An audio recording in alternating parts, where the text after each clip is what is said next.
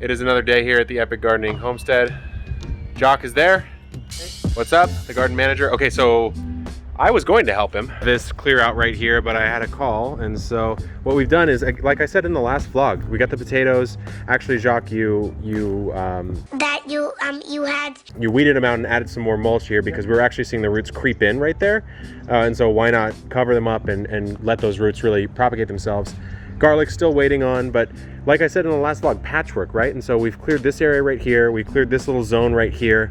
And we're just gonna throw some somewhat random stuff, and I think we might do some giant vegetables back there, and then maybe on this little side patch here, some flowers, some pollinators, I guess basically whatever's on this seed tray right here, which I'll show you. This is just 2 sawhorses and a old piece of wood that's got a bunch of different things.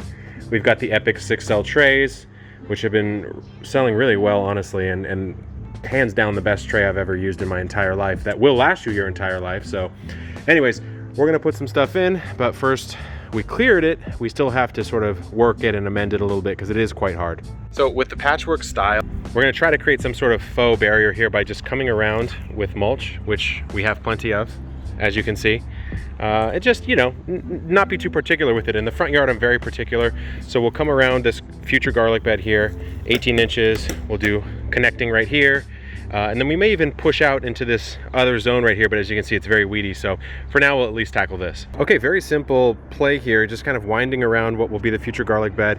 See, you just make a little wood chip path. This will be the giant vegetable bed. Pretty soon, this area will get cleaned out. I'm actually thinking back right around where Jock is, we'll do giant rows maybe in the summer of tomatoes, cucumbers, melons. I want to do a lot of melons, and probably peppers as well, just to showcase how to do it affordably, very cheaply, with like a lower and lean or a Florida weave style trellis that you don't need anything fancy for, because some of the methods I'm going to showcase probably will be somewhat fancy, and some will be very budget and easy to do no matter where you are, no matter how much money you have.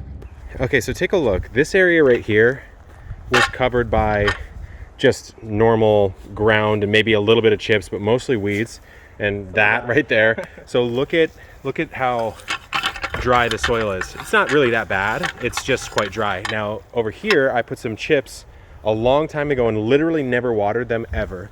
And take a look, same soil right next to each other.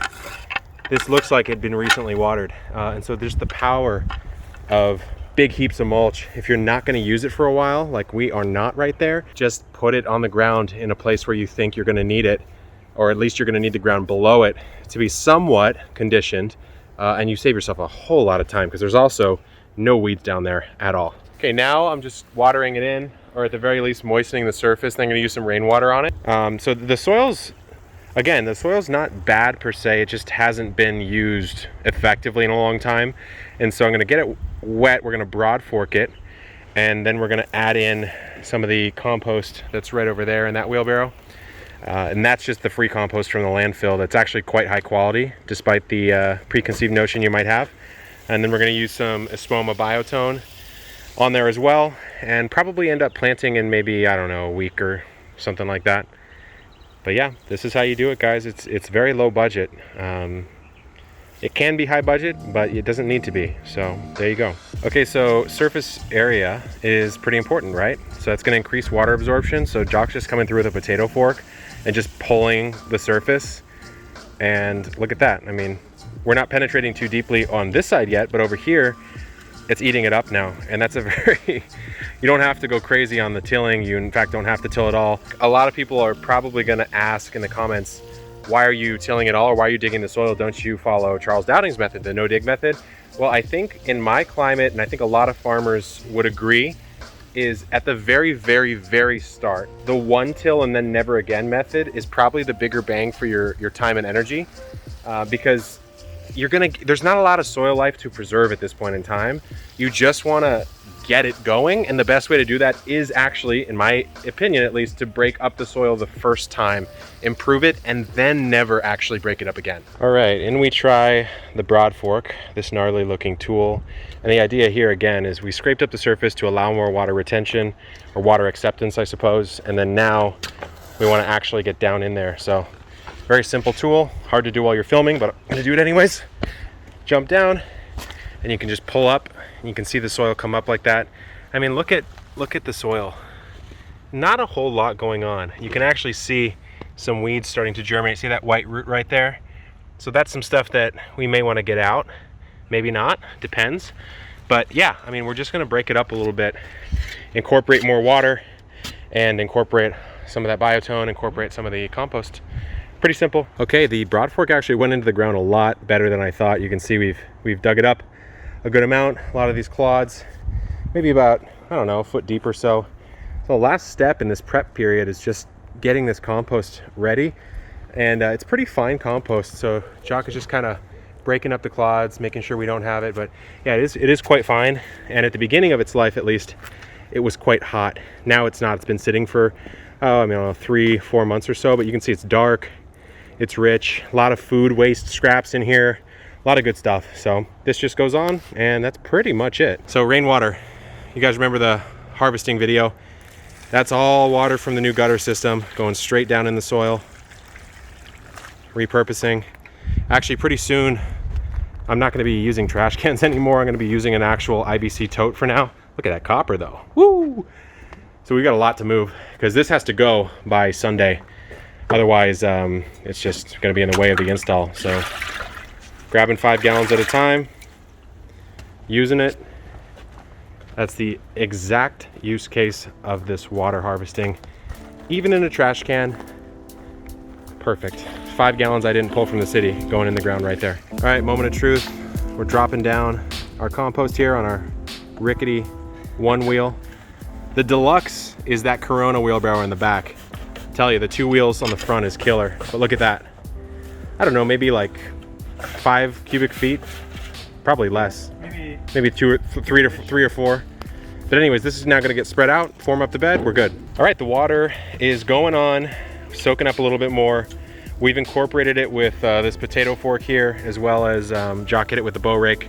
So it's not perfectly mixed in, but it doesn't really need to be. It just needs to be semi-incorporated. We'll form the bed up, just clearing out some of these edges. It's really that cheap and that easy to start, what, 6 by 8 maybe? Yeah, I think it took maybe 20 minutes of effort. 20 minutes of, yeah, 20, 30 minutes. And the thing is, you do it right the first time. These 20 minutes scale into the future for years and years and years because we've put in so much organic matter. We're gonna mulch it and care for it over the course of the coming months, years, and boom, it's just so easy. But you have to do the prep up front. Otherwise, you're gonna be maintaining it every year and you're kind of gonna be hating your life. So I know the one thing you're probably gonna say is a lot of people don't have a Broadfork, and it is a handy tool, but it is a sort of niche specific tool. So almost everyone should have a round point shovel. So if you want to, you can just loosen that way by just coming in, boom, pulling. It's the same idea, just might take you a little bit longer. So another note is, this is right about the end of the bed, right? But what we've done is we've cleared sort of a no man's zone, I guess, of about 6 inches outside the bed. We're not gonna clear all these weeds out. You definitely could, but at least 6 inches or so, and then we're gonna mulch this over. So you've created a bit of a stopgap for weeds to creep in. Well, I have to say, this bed looks pretty sexy. If I do say so myself, I might actually be attracted to this bed. So that quickly, you can transform a space. You can. It just looks so good. We're gonna let this sit for, oh, maybe a week or so, at which point I will put in probably some giant runner beans. We will maybe try a giant cabbage in this area, but I've got a ton of stuff over in the seed starting zone. Let me show you that are just, they're kind of sitting here, so we're going to use them. So we've got some kale varieties here. We've got some chamomile. There's a lot of different seeds starting over here that I'm going to have more than I need there. Always start more seeds than you need. And then some leftovers from just some random tests and experiments that we were doing in projects. So take a look.